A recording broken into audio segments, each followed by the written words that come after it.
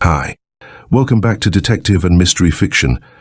If you enjoy my content, please consider hitting the like button. It's the only way the YouTube algorithm notices me.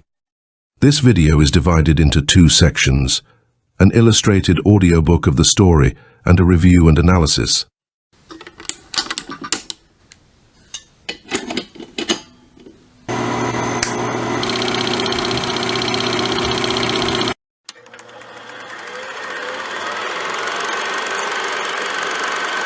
After Midnight by Marthe Neville.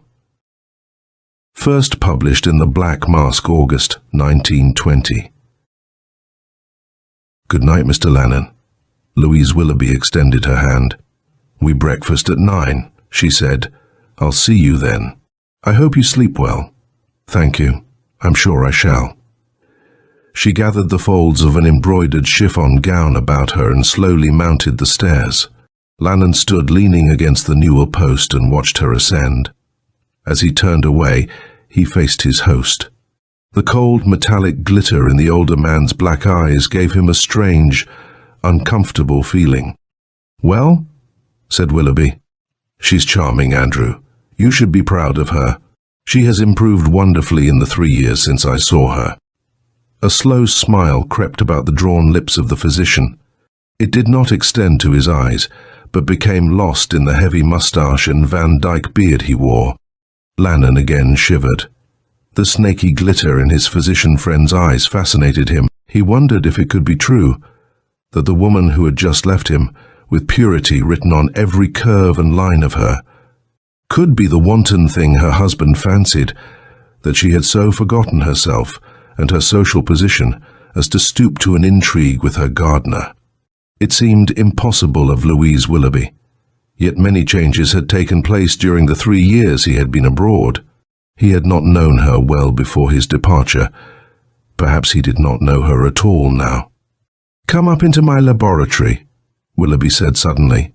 He closed the windows and switched off all the lights with the exception of one held in a bronze Venus at the foot of the stairs. "Andy," Lannan said as they entered the heavily odorous room, "I'd rather you said nothing more about this to me. Some day you will be sorry for having taken me into your confidence, and then our friendship will end. There are some things a man has no right to discuss with another. I don't need to remind you of that. This is one of them. I've got to talk to some or go mad. You think it's my imagination. You think I'm a jealous fool. I tell you I know. From the day that man came here, she has been different. I've watched them. I've seen his arm around her.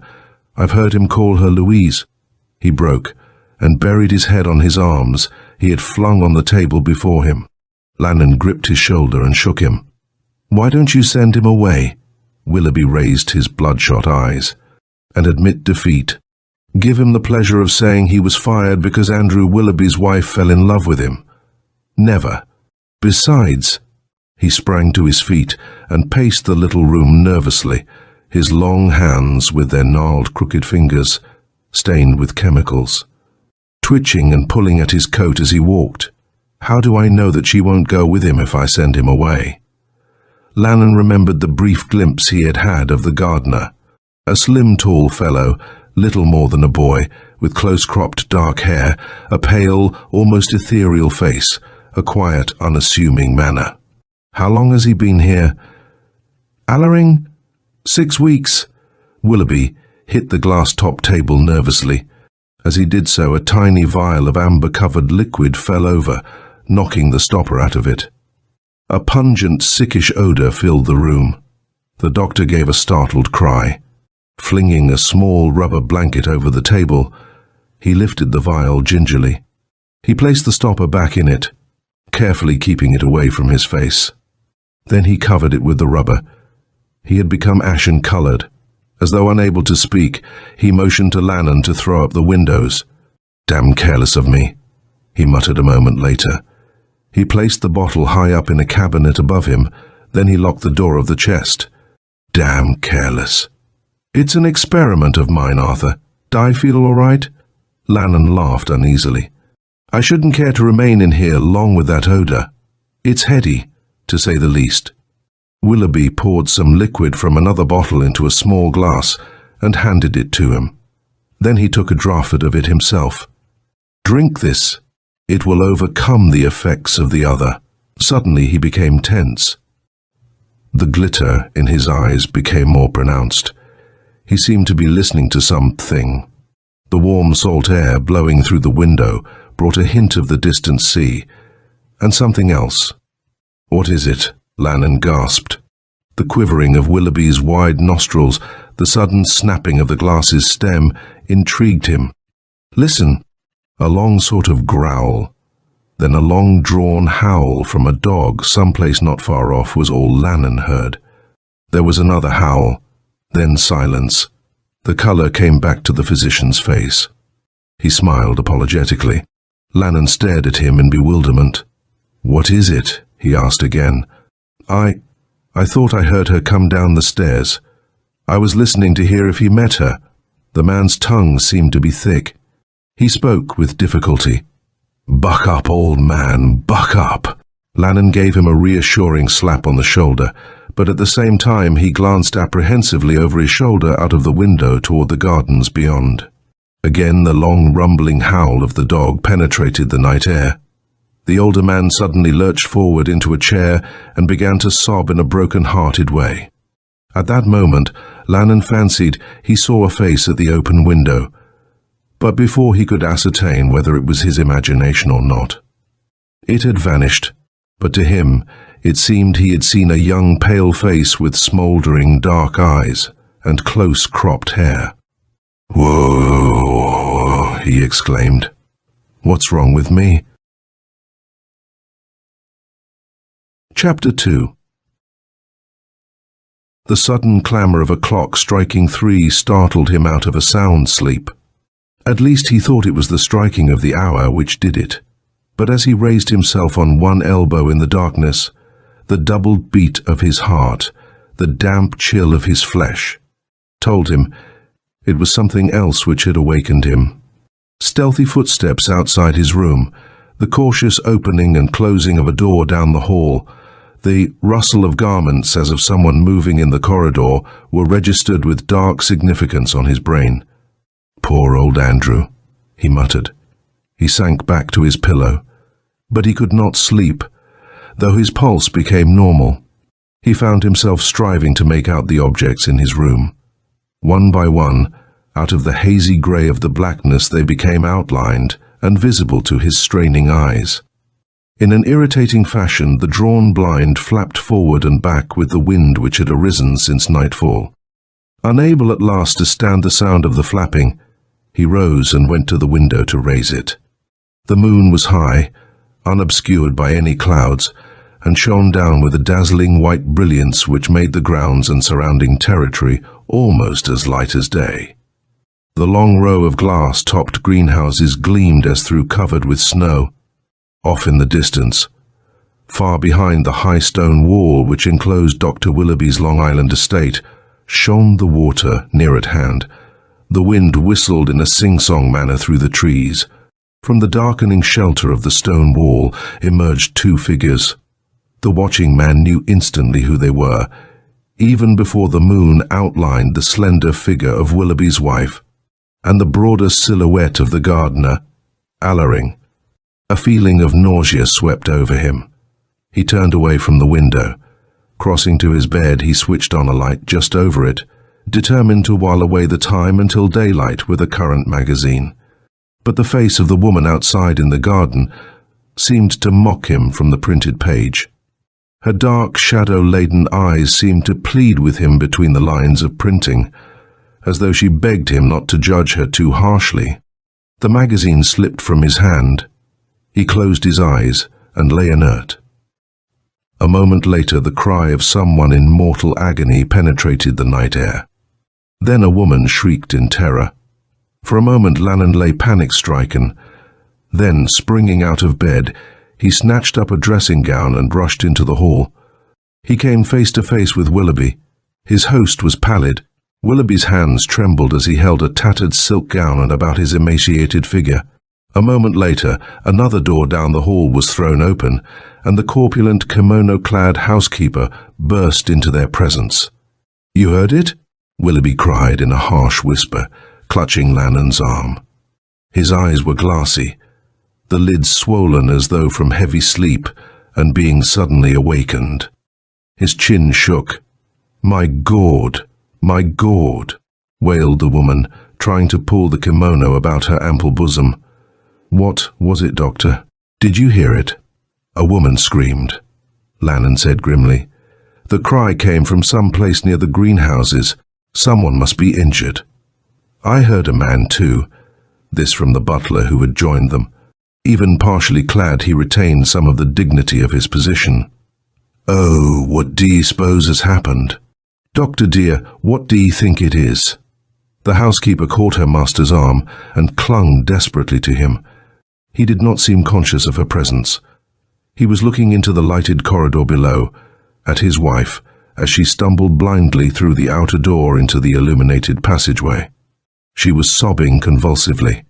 She started to climb the stairs slowly, dragging herself upward with an effort. Her shimmery evening gown was torn and draggled about her. Her face was grey, a death colour, and her eyes terror-stricken. At the head of the stairs she collapsed in a heap. When Willoughby started to lift her, she gave a shuddering cry and warded off his touch. Her husband gave a sucking breath. He looked at Lannon. "Mrs. Willoughby!" cried the latter, dropping on his knees beside her. Subconsciously he wondered what had become of the man who had been with her, if it were he who had given that cry of terrible torture. "Mrs. Willoughby, what is it? What has happened?" For a moment her white lips quivered. There's a dead man out there by the greenhouses. I stumbled over him. I touched his cold face. A dead man. Yes." She suddenly straightened and stared with a fixity into her husband's face. A strange expression came over her own. Then she allowed Lannon to assist her to rise, and in a quiet manner, though with obvious effort, she requested the butler to bring her some wine. "A dead man. Come," said Lannon abruptly, his legal training coming to the foreground. "She may be mistaken. The man may still be alive." "He was cold," she answered. The little procession filed out toward the greenhouses, a motley, weird-looking crowd in bathrobes, smoking jackets and kimonos. Louise Willoughby walked with Lannon and her husband. Her hand lightly rested on Lannon's all the way. He felt the nervous tremors that shook her as they neared the spot where she had discovered the dead man. "There are lights in the greenhouse," Willoughby said abruptly. "I'll turn them on." He left them for a moment, then the glass enclosure became illuminated. An exclamation of horror burst from the group. Mrs. Willoughby clung to Lannon's arm in a feverish manner. Huddled up, chest and chin meeting, lay the body of a man unquestionably dead. He was roughly dressed, his shoes in tatters, his bare feet showing through the gaping soles, while several days' growth of beard added to the gruesomeness of his appearance. Long yellow teeth were bared in a distortion of agony. Bleary eyes stared upward. There was no sign of a wound, no indications of foul play, but the man had unquestionably died suddenly and in great torture. Evidently, it had been his death cry they had heard. Willoughby knelt beside him. Then, after a second's examination, rose abruptly. "Dead. Heart failure, I think, but it will be best to notify the police." "Know him?" Lannon asked. "No. He looks like a hobo." "Are you going to leave him?" cried his wife hysterically. "It seems so awful to leave a dead man out here on the ground alone. It's so heartless." "He can't be moved until the police arrive," Lannon answered. "Willoughby, take your wife inside. I'll stay here until they come and see that nothing happens." Louise Willoughby suddenly gave a cry of terror. "The police? Must you call the police? He's a tramp. He died of heart failure. Don't call the police. It will create a scandal. I couldn't stand that. Please, please do something else." My dear, remonstrated her husband quietly. "This is very unfortunate. I'm sorry the poor devil chose to die here, but it may not be heart failure, you know. He may have been murdered." "Murdered?" She sobbed the word, as though it burst from her against her will. Willoughby ignored her exclamation. He continued suavely, as though he enjoyed her hysterical anguish. "If the man has been murdered, and we placed an obstacle in the way of his murderer being apprehended, we would be putting ourselves liable for more than a scandal." She suddenly swayed. Willoughby placed his hand on her shoulder, but she turned on him in almost insane fury. "Don't touch me," she cried. "Don't you dare to touch me." The doctor shrugged his shoulders, turning quietly to his friend. "You take her inside, Lannan. She's wrought up. No wonder, poor child. I'll remain here. Call headquarters, please." Chapter 3. When they reached the house, the woman dropped wearily into a great chair. The intense pain in her face, the tremulous quiver of her mouth, caused a wave of pity to sweep over Lannan. Are you going to call the police?" she whispered. "I must." Her white hands gripped tighter. In spite of the things he had seen, Lannan again had a doubt as to her perfidy. Strangely enough, he now felt no sympathy for her husband. He lifted the receiver from the hook. As he did so, she touched him. "Mr. Lannan?" "Yes." "Are you my friend?" "Yes." "Why?" "Yes, of course, Mrs. Willoughby. I mean really, truly." "My friend? Or his? Andrew's?" "Yes." "I trust I am a friend to you both," he evaded. She shook her head impatiently. "You can't be that. Can't you see he hates me? And I loathe him. I despise him. Oh my God, how I hate him. And yet, Mrs. Willoughby, oh, I know I horrify you." She laughed and began to pace the length of the room. "If only I had someone I could turn to, someone to aid me, someone in all the world I could trust. You seem to be a good man. If only I dared." She paused abruptly. Then, in a sudden change, "Do you think I'm a bad woman? Do you think I am what he thinks? Why, my dear lady, I see. He has lied to you too, poisoned you against me, as he has others. And—" She covered her face with her hands. For once he could not find words. "Mrs. Willoughby, I saw you tonight. You saw me. And—" Her eyes opened wide. "And him." As she said nothing, he turned from her and called up the police headquarters, making his request for their presence in a quiet, professional manner. When he hung up the receiver, he turned to her. "Mrs. Willoughby, you found the body. Who was with you at the time?" She did not reply. After waiting a moment for her to speak, he continued, "You realize that the police will ask questions of you when they arrive. As a lawyer and your friend, I am advising you to tell me everything before they come. I may make things easier for you." "Easier for me," she repeated dully. "I've done nothing. Nothing wrong." "I think it is murder," Lannan said slowly. She wet her dry lips with the tip of her tongue. "Yes, it is murder. I know that," she whispered. "How do you know?" he said sharply. She shivered. I... She gave a little hysterical laugh. "Just as a woman intuitively knows many things. Something here tells me it is. Did you know the man?" No, of course not. I never saw him before." "Didn't you hear what Andrew said? He is a tramp, a hobo, probably. Her voice trailed off, and her dark eyes widened. "Probably what?" Lannan leaned forward and laid his hand on hers. Her skin was damp and ice-cold. "Probably he. He stopped in the grounds to sleep or for a drink of water. And Mr. Lannan, I can't talk. You'll excuse me. I must go upstairs." She rose unsteadily, and for a moment seemed about to faint. "You can call me when they arrive. Perhaps I'll feel better then." He assisted her to the stairs, watched her slowly mount them, then turned back into the room more puzzled than before. As he sank into a deep-cushioned chair before the window, heavy satin draperies behind him were pushed aside. A young man wearing mud-stained overalls and a dark blue shirt stepped into the room. He held one finger up to caution Lannan to silence, then motioned him to draw the blinds so that their figures could not be seen by the men outside who waited by the greenhouses. "Well?" said Lannan. The other slumped into a chair opposite to him. He suddenly seemed overcome and unable to speak. Lannan noted the way his hands trembled. His nostrils quivered. After a moment's silence, the lawyer asked, "You're Allering the gardener, aren't you?" "Yes, sir." He leaned forward, almost touching Lannan. His eyes glowed in his eagerness. "You sent for the police?" "Yes." Lannan reached for a cigar and lighted it before he answered the boy.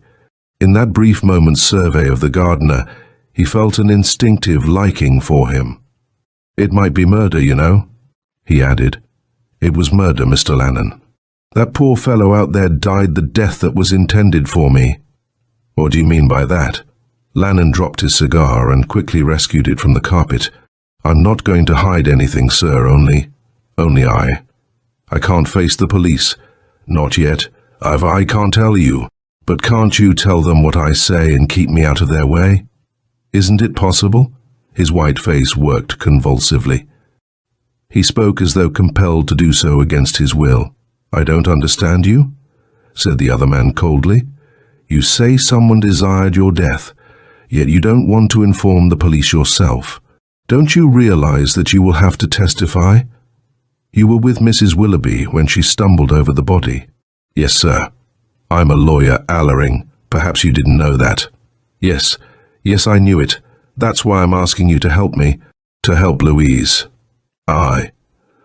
Lannan winced as he used the Christian name of his friend's wife, but the gardener did not see the movement. "You didn't kill the man, did you?" snapped Lannan suddenly. No, good God, no." "Well then, will you be kind enough to explain just what is it all about?" "He hates me," Allering continued. "Who?" Andrew Willoughby. He hates me as much as he fears me." Lannan started angrily to his feet. "Willoughby is my friend," the younger man laughed stridently. "Friend? He's no man's friend. There's only one thing in the world of any value to him. That's science. Didn't you see how he took the death of that poor dog out there? I was behind a clump of shrub. I heard and saw him.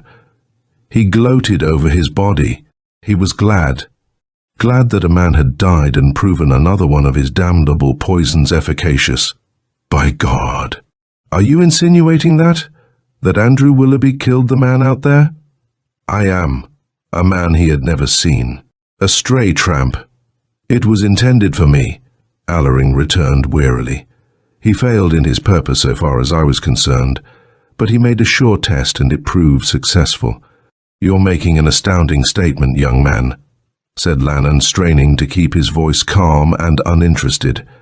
"You are accusing a man of murder, your employer, the husband of the woman with whom—" Allering sprang to his feet. The veins stood out in great welts on his high, thin forehead. His nostrils quivered. When he again sank into his chair, he was panting from the struggle. "Mr. Lannan," he said abruptly, I met Louise, Mrs. Willoughby, outside in the grounds. Why I did so is our affair, but she is a good woman. You must know she is. Her husband is more than a scoundrel. He is the vilest, lowest." Lannan's gesture interrupted him. He continued in a quieter tone. "We met by an arbor near the greenhouses. It is very dark there, and in spite of its being moonlight, we weren't seen. But we saw the figure of a man as he came out of the house. It was Andrew Willoughby. At first we thought he had seen Louise leave and was following us. But he passed the arbor and went on toward the greenhouses. In the moonlight, which made everything perfectly visible in the open, I could see he was carrying something. A little case, his medicine case, he uses when visiting a patient. I was afraid he could hear Louise's breathing. He passed so close to us, but he was too intent on his wicked thoughts to notice anything else.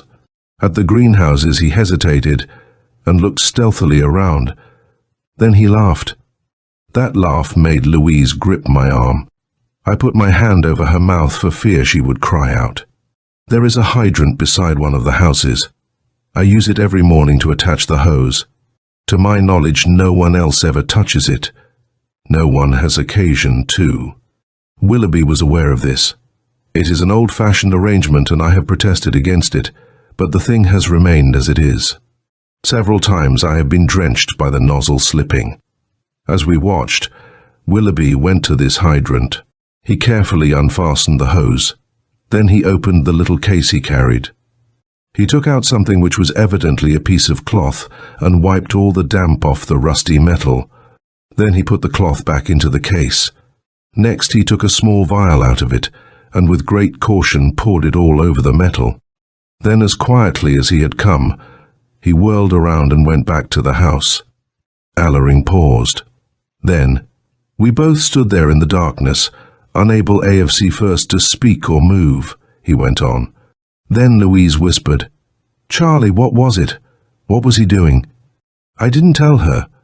I knew he had contrived some diabolical way to get rid of me, though just how a liquid poison on a piece of metal could do it. I didn't know.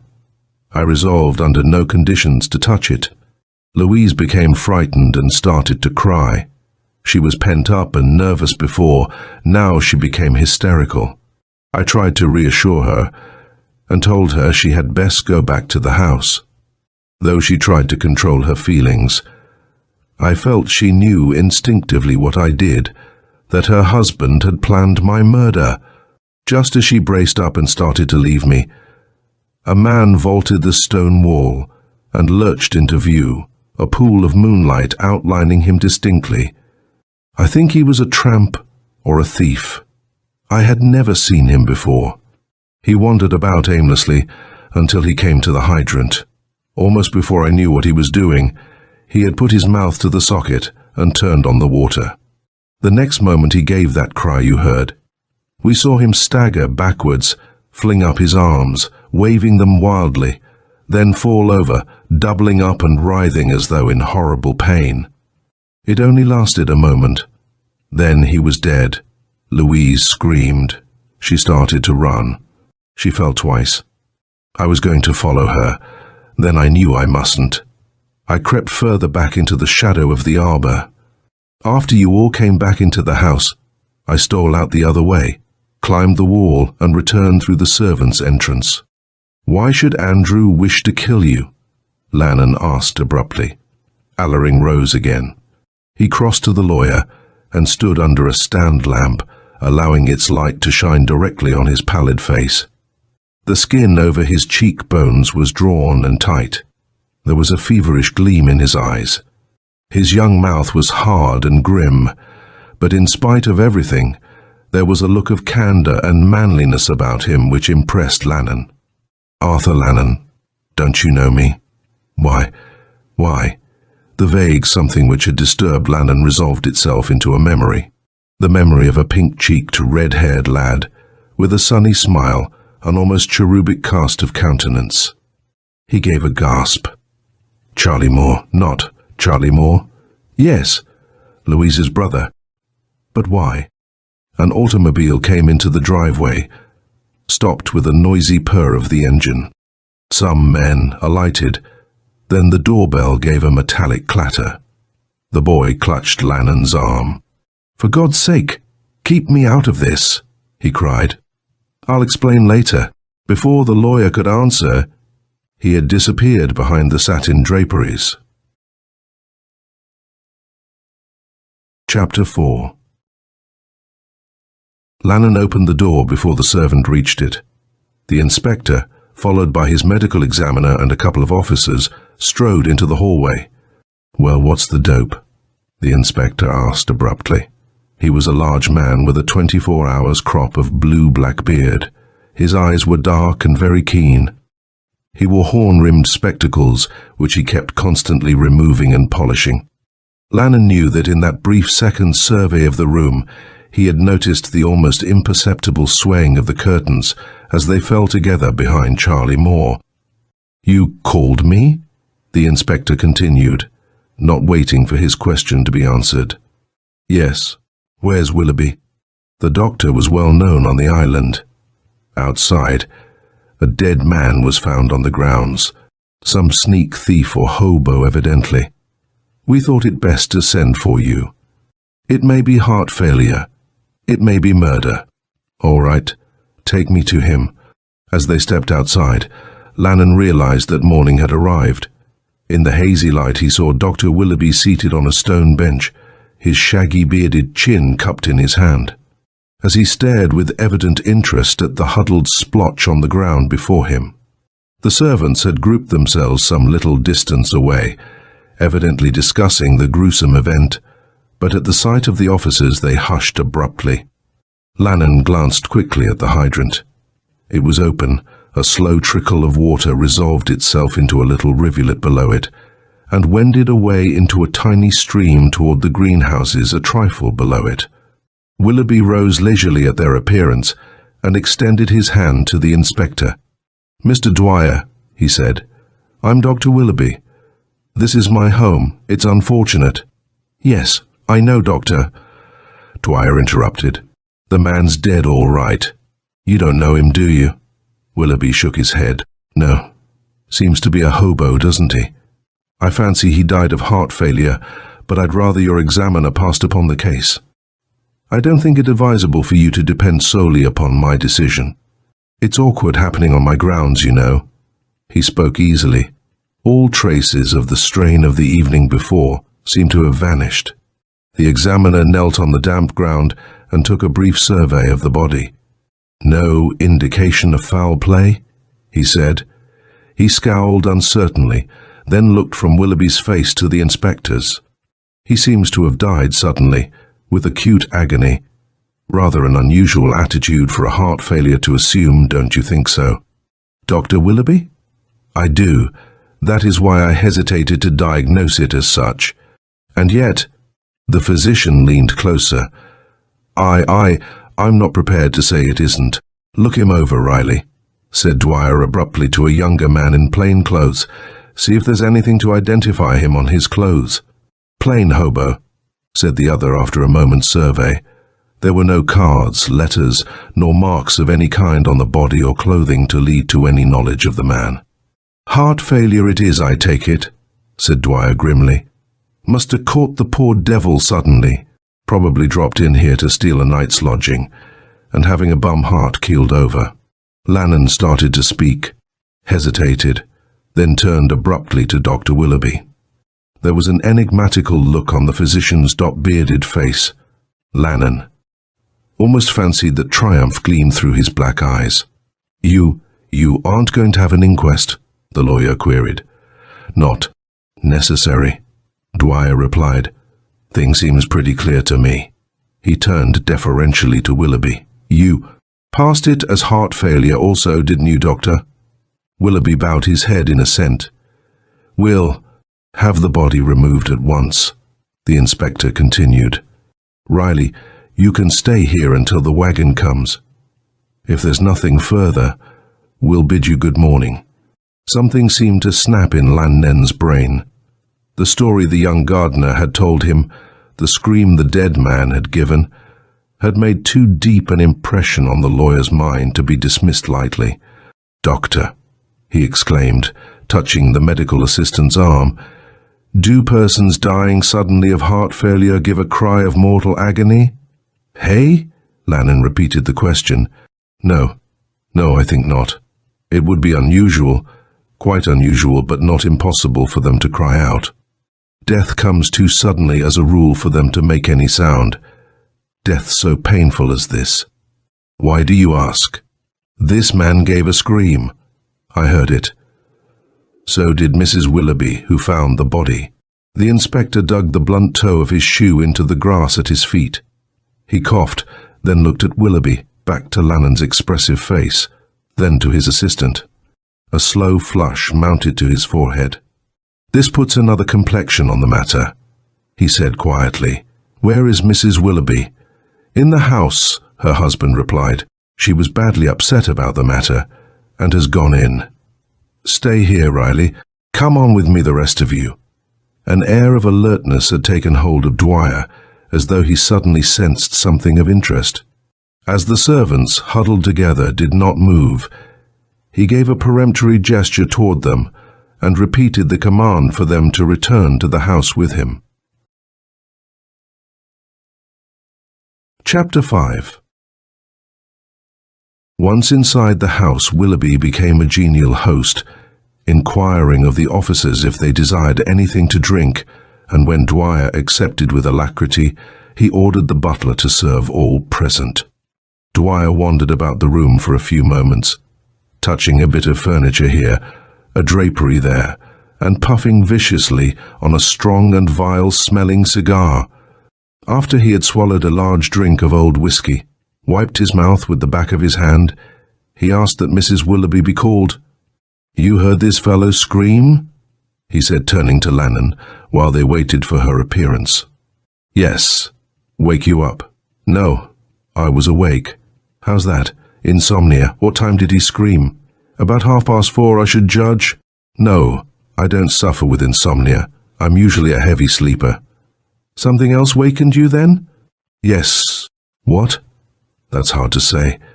Possibly being in a strange room and bed. I'm a guest here, you know. Possibly the quiet of the country after the city. Or I fancied I heard footsteps outside my door." Willoughby leaned forward. His black eyes lightened. The pupils became mere pinpoints. "What kind of footsteps?" inquired Dwyer. "That I can't state. I'm not prepared to say that I heard any. I may have fancied I did. If I did hear them, they were very soft, cautious, I should say." "A man's or a woman's?" "I don't know, but I think a man's." Willoughby sank back in the chair, gripping the arms of it with long, stained fingers. "How long after you heard these footsteps was it that you heard this scream?" "I should judge 30 minutes. I lay in bed some little time. Then, unable to sleep, I got up and sat by the window." "Does your window face those greenhouses?" "Yes." "Did you see this man enter the grounds?" "No, I had left the window when he screamed." "And you saw nothing suspicious out there?" Lannon hesitated. He caught the glance his host directed toward him and coughed. Something impelled him to say no. Louise Willoughby came into the room. She had removed her bedraggled evening gown and had replaced it with a tea gown of lavender satin and lace. Her face was ghastly pale in the morning light, her eyes wide and very dark. Lannon suddenly felt a great pity for her. Her heavy mass of dark red hair she had let down and braided into a great rope which hung over one shoulder. It made her look younger, almost girlish. At her entrance, Willoughby merely raised his head, looked at her a second, then back toward the inspector. She accepted the chair Lannon offered her. "You wish to see me?" she said. "Yes, Mrs. Willoughby." "I'm sorry to disturb you, but this unfortunate death on your grounds makes it necessary." Dwyer's voice unconsciously softened as he addressed her. "I understand. Please pardon my appearance. I had gone to bed." "You were the first to find the dead man's body, weren't you, Mrs. Willoughby?" "Yes." "You were alone?" "No." Her gaze did not falter, nor did she look at her husband. "Who was with you?" "A young man, Mr. Allering." "Did this young man, Mr. Allering, see?" She interrupted him. "We both saw him fall." "Fall? The man wasn't dead when you first saw him." The woman bit her lip. Then she shook her head. "No, Mr. Allering and I were in the arbor near the greenhouses. We saw a man climb over the fence. He staggered. Then, her eyes shifted and rested on the face of her husband. Willoughby was yellow. His black eyes like beads stared at her with all the fascination of a snake coiled to spring. She shivered. Then he gave a terrible cry, flung up his arms and fell over writhing. I think he died instantly. I screamed too. It was horrible to see a man die. Then I started to run. He lay in my pathway. It was dark.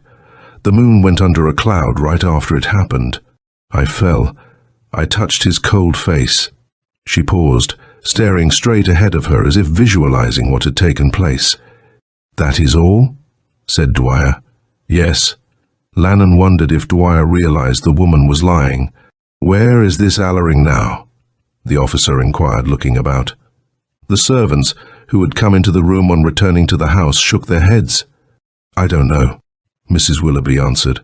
"Probably in his room," snapped her husband, speaking for the first time. "He's the gardener employed here." Dwyer Merry raised his eyebrows.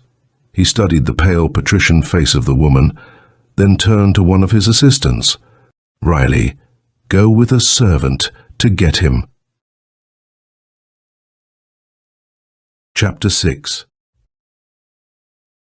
Dwyer and his medical advisor again traversed the lawn to the greenhouses.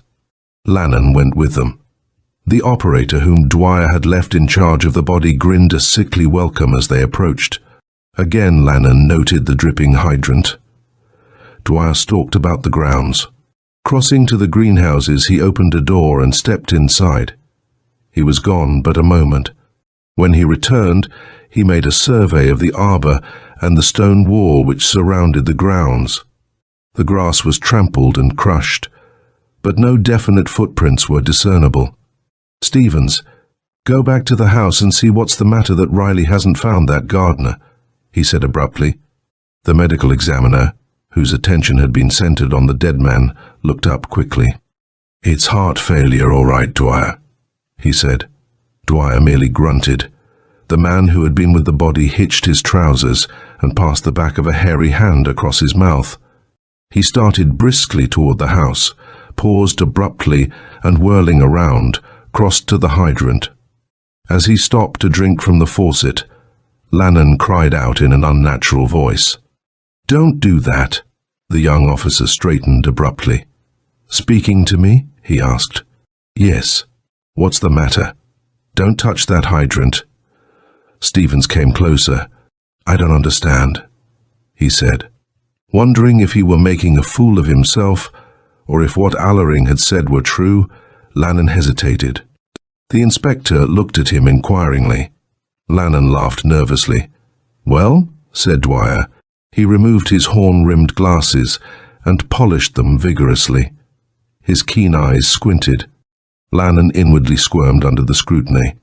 "I may be mistaken," the lawyer said uneasily, "but I'm under the impression that the man died after drinking from that faucet." Stevens whistled. Lannan realized he had told too much to withhold any more, and continued quietly. "Allering came to me after Mrs. Willoughby retired. He said the dead man took a drink, then fell writhing to the ground. He may have imagined it. I don't know, but it's well to take no chances." Mrs. Willoughby did not mention this. "No. Where did Allering go? Why hasn't Riley found him?" "I don't know." "Well," mused the inspector, "it's damned queer. We'll get a glass and test this water." "Here's a tin cup," said the younger officer, reaching for one which hung on a nail just below the hydrant. Lannan suddenly remembered the gardener's words, when he mentioned the caution Willoughby had exercised in wiping the moisture from the faucet. He stepped forward quietly and, drawing his handkerchief from his pocket, he wrapped it about his hand before turning the spigot. Then he drew some water and handed it to the medical examiner. It was clear as crystal. "Willoughby has a laboratory where he makes tests in chemistry," the lawyer said. "Stay here," Dwyer said to the operator he had left with the body before. Then he turned to the others with a curt nod of his head toward the house. "We'll use the laboratory, though I've a hunch there's nothing to this water business, but you never can tell. And we've got to locate this fellow Allering." Chapter 7. As they entered the house, Willoughby rose abruptly. Lannan sensed a tension in the air, as though the physician and his wife had been quarreling. The woman's face was bloodless. The great purple shadows under her eyes and her white lips gave her an almost ethereal beauty. She smiled a wan greeting, as though welcoming the interruption of an unpleasant scene.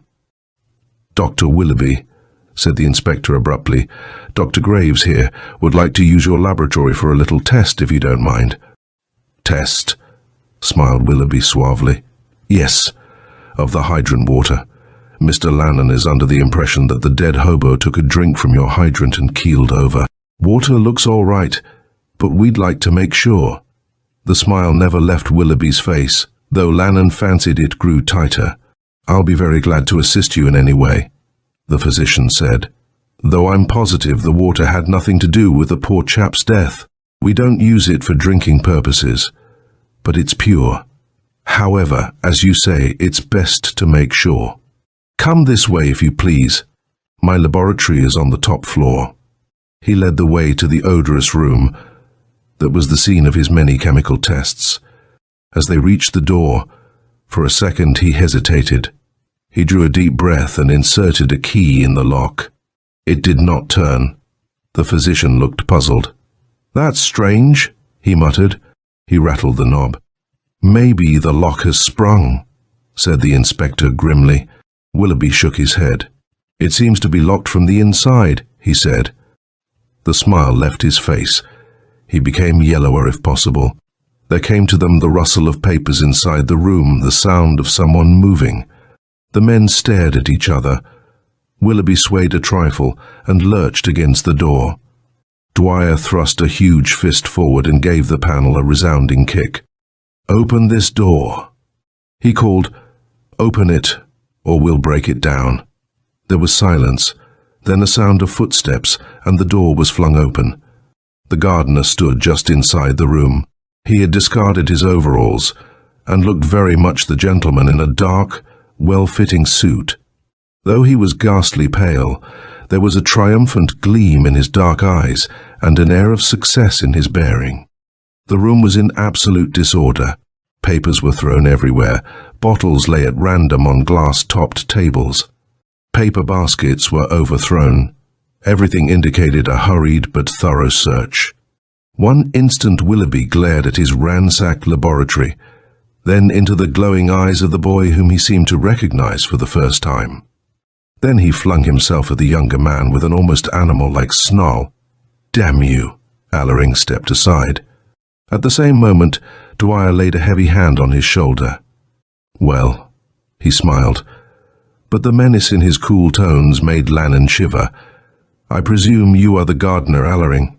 No wonder you didn't care to give your testimony to us. We came out here to look into the matter of a heart failure. We hardly expected to be so fortunate as to lay our hands on Charlie Moore, number 9672. The boy flung back his head and looked bravely into the cool, hard face of the inspector. No, 9672? Gasped Stevens. Sure, the escaped con. Sent up 2 years ago for manslaughter. Escaped 6 weeks ago. They say a society woman helped him bust out, but I never dreamed it was Mrs. Willoughby. She's my sister, said the boy proudly. Sure. Dwyer bit off the end of a cigar and stuck it in his mouth, but he didn't light it. He looked steadily at the young man, then toward Willoughby. The latter's eyes were bloodshot. He seemed to be controlling himself with difficulty. What did you know about this? Dwyer asked him. Nothing, snapped the doctor. You didn't recognize him? No, young Moore laughed unpleasantly. That's a lie, he said. He knew me the moment Louise brought me into this house. She knew he did, and so did I. But he didn't dare admit it. If he had, he would have notified you in a minute. He wanted me out of the way, but he was afraid, so he chose the cowardly way. He made everyone think I was her lover and poisoned them against her then. Stop! It was Willoughby who exclaimed. The boy shrugged his shoulders. You've made some strange statements, young man, said Dwyer quietly, and I must say for a man under arrest, an escaped convict, you're damned cool. A frank smile curled the other's lips. I'm not going back, Inspector, he said, and don't you think it for 1 minute. Is that so? You bet your life it is. I spent 2 years in that hellhole. I was clever enough to make my escape. You can rest assured I'll be clever enough to keep out of it. What do you think I came here for? That's what I'm wondering, said Dwyer dryly. You might have known that sooner or later we would have run you down. that we would be certain to come to your sisters for you. Not so certain. If that poor devil hadn't died out there, I'd still be safe here. I've had 6 weeks' start of you, Inspector. That was all I needed. 6 weeks too much for you, Andrew. But you see, you didn't get me after all. Dwyer flung his cigar from him impatiently and stepped over the threshold into the disordered laboratory. He closed the door behind him with a snap. Willoughby suddenly swayed and dropped into the nearest chair. "Now more," said the inspector. "No funny business, get me? You're going back with me, and you're going back to stay. You were sent up on a poison charge, young man. There's a dead man out there on those grounds. What did you have to do with his death?" The boy shrugged his shoulders again. Then his eyes clouded. A note of pathos crept into his voice. "Everything," he said quietly. "I suppose if it weren't for me, the poor devil would be alive at this minute." Willoughby gave an inarticulate cry. Dwyer stared at the ex-gardener, striving to digest his astounding words. "Let me get you right," he said slowly. "Are you confessing that you killed that bum out there?" "No," said young Moore, "but I'm saying that my brother-in-law, Andrew Willoughby, did." Chapter 8. There was a dead silence. Then Willoughby laughed. He laughed until he shook.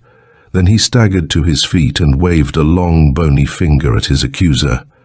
"You tried to implicate me before, you whelp. You tried to shift John Gordon's murder on my shoulders. By God, don't you try it again. I never saw that man out there before. Just a minute." The dignity, the note of authority in the boy's voice, seemed to impress even Dwyer, hardened officer of the law that he was. 2 years ago, when I came out of college, I came here to study chemistry with Dr. Willoughby, my brother-in-law. I was interested in science. He had gone farther into some phases of it than any other teacher I could secure. I became his assistant in numerous tests. John Gordon was another assistant. "Why rake all that up?" snapped Dwyer impatiently. "All that detail came out at the trial. Because you are going to know the truth. Because I'm going to prove my statements. I don't know if Andrew Willoughby is insane or not, but I do know that in the interest of science he will stop at nothing, not even murder.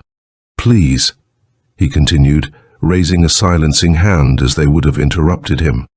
He was making some tests of a new, very strange and interesting Eastern poison. It left no trace of any kind. A touch of it on a mucous membrane would produce instant death. This was not enough for Dr. Willoughby.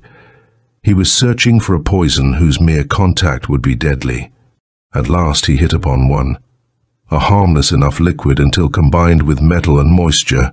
Lannon gave an exclamation of surprise. Willoughby had seated himself, and now sat staring at the speaker with beaded, fascinated eyes. He wet his lips with the tip of his tongue, but otherwise made no movement. "The trouble with this poison," continued Moore, "was that the victim died in convulsions, the death being of several moments' duration. Consequently, Willoughby was still dissatisfied. I don't know what his desire was in making of poisoning a fine art. I don't think that at that time murder was his object. He sacrificed numerous animals in his experiments. Even Louise's pet Airedale and a Persian cat belonging to the housekeeper were destroyed. The brutality of their death, the horrible agony they suffered, was getting on my nerves. I wanted to get away. He did not let John Gordon into the secret of these poisons, so Gordon was in total ignorance of Willoughby's ambition. I began to fear my brother-in-law. There was an insane glitter in his eyes when at work. It dawned upon me that he would not endure any obstacle being placed in his way, and that because of my knowledge of his tests, he hated me, although he needed me. Then John Gordon was found dead. His attitude, the tortured expression on his face, proved conclusively he had been poisoned.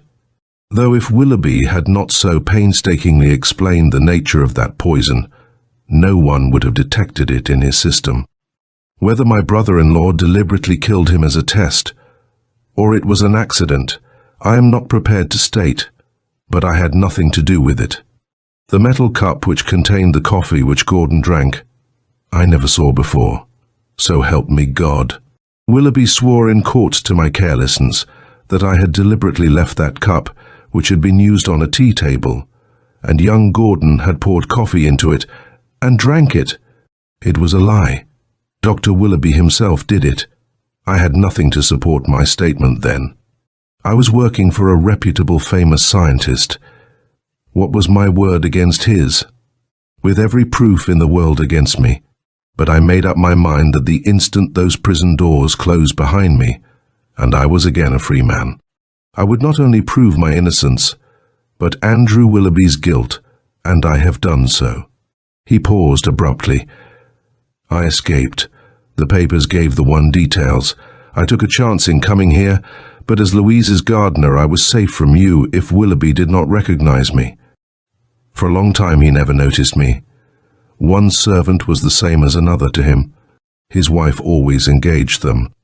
Then he noted our friendship, Louise's and mine, and he became jealous. Too late we recognized our mistake, for the instant he took a good look at me, he knew who I was. As I said, he was cowardly. He knew I had something more than my liberty at stake. He feared me. He was afraid of what I knew of him. He instantly sensed that my presence in his household meant I was spying upon him. He could not send me away. He determined to do away with me. Cleverly he planted the idea in the mind of all his wife's friends that she was unfaithful to him, that I were her lover. He did this so that if he were discovered as my murderer, he would be exonerated for protecting his honor. Then he began to study my habits. Knowing what he intended, I ate all my meals at a nearby roadhouse. Everything suspicious I handled with gloves. But in spite of all my precautions, if that poor devil had not appeared last night, this morning I would be a dead man. An enigmatical smile curled up the corners of Willoughby's eyes. He shifted his position. He glanced in an almost disinterested fashion at the papers tossed about the room. He had contrived my murder in the cleverest, most diabolical fashion conceived of by man. Continued Moore. Knowing that to water the plants I must attach the hose every morning, he carefully saw to it that it was unattached. Then, using this poison which he had perfected, he placed it on the faucet, so that the instant it came into contact with moisture and metal, it became deadly, so deadly that the touch of it on my bare hand was enough to kill me. Very pretty, said Dwyer with something like a snort, but it strikes me like some sort of a fairy tale. You can't get away with that stuff, young man. Moore smiled. I saw him place the poison on the hydrant faucet, so did his wife. I saw the tramp touch it and fall over dead, so did she. I have found the formula, the thing I've been hunting for, and his diary. Dwyer sniffed again. Though he took the book, Moore extended toward him and turned over its pages curiously. We're always getting dope on mysterious poisons that leave no trace, he said. But it's going a little too far to believe in the existence of one that kills by the mere touch of flesh which has no abrasion or scratch of any kind. Willoughby suddenly stiffened. His nostrils quivered. You don't doubt its existence? He exclaimed in a high-pitched, excited voice. I do. You don't believe what he says is true? I do not. Well, it is true, every word of it. The professional pride in the doctor's voice showed he had clearly forgotten that such a statement meant an admission of murder. Are you confessing that you attempted your brother-in-law's life and killed that hobo? Exclaimed Dwyer, whirling on him. I am making a statement that I have discovered the greatest existing poison, that I have proven its potency. You doubt my word. Watch. Before any of the startled spectators could stop him, he had reached for the little vial of amber-colored liquid lannon so vividly recalled as spilling the night before, and pouring a little of it in a metal measuring cup half filled with water. He rubbed his hand over the surface of the cup. For a second, he smiled whimsically at the men who stared in bewilderment at him. Then he suddenly stiffened. His muscles gave a convulsive movement, and he rolled off the chair onto the floor. Dead. exclaimed the other physician, bending over him. Almost instantaneous. Well, I'm damned, ejaculated Dwyer. My sister, gasped young Moore. There was a horrified expression in his dark eyes. I must go to her. You don't want me, do you? No, but don't try to get away, replied Dwyer grimly, still staring in blank astonishment at the stark figure of their late host. You'll find everything in his diary, said the boy in the doorway. His vainglory prompted him to write it up. It prompted his death, said Lannon, turning away heartsick at the thought. Then the knowledge that Louise Willoughby was free sent him down into the drawing room, where she sat, hands clasped in those of her brother. End of After Midnight by Marthe Neville. Marthe Neville's After Midnight, first published in the Black Mask magazine in August 1920, is a seminal work of pulp fiction that encapsulates the genre's essence with its suspenseful and psychologically complex narrative. The story unfolds on the Willoughby estate, introducing Louise Willoughby, her husband Dr. Andrew Willoughby, and the gardener Allering. As the plot thickens, Allering's true identity as Charlie Moore, Louise's brother and an escaped convict, comes to light.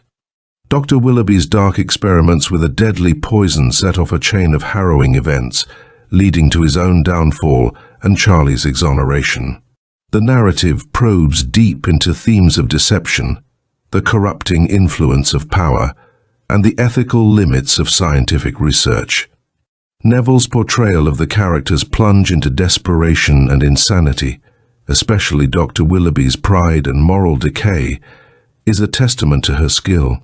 The brisk pacing and cliffhangers, typical of pulp fiction, are present, yet the story distinguishes itself with its complex plot and character arcs. Reflecting the post-World War I era's preoccupation with scientific progress and its potential dangers, After Midnight emerged during the heyday of pulp magazines, catering to a public craving sensational and easily digestible literature tinged with post-war skepticism. Neville's contribution to pulp fiction is profound, as she stretches the genre's boundaries to encompass commentary on human nature and ethics. The story's impact is apparent in how it laid the groundwork for more sophisticated and character-centric tales within the genre. On a personal note, After Midnight made a lasting impression with its sustained suspense and exploration of the characters' psychological layers. It deviates from the typical formulaic pulp stories, offering a mix of intellectual engagement and thrilling excitement. After Midnight stands as a masterful example of pulp fiction storytelling, inviting readers to examine the shadowy aspects of human ambition and the repercussions of transgressing moral boundaries. It is highly recommended for those interested in the genre or the wider themes of science and ethics in literature, prompting a rich dialogue among its readers. The story is anchored by the Willoughby estate, a symbol of outward respectability and concealed darkness, where the main events unfold. The early introduction of the characters sets the stage for the drama and mystery to come. The revelation of Allering's true identity as Charlie Moore reshapes the narrative, while Dr. Willoughby's toxicological experiments reflect the era's scientific anxieties. The gardener's death triggers the climax, exposing Dr. Willoughby's true intentions. His inadvertent confession and subsequent death by his own poison underscore the theme of poetic justice, culminating in Charlie's vindication and underscoring redemption and truth-seeking themes.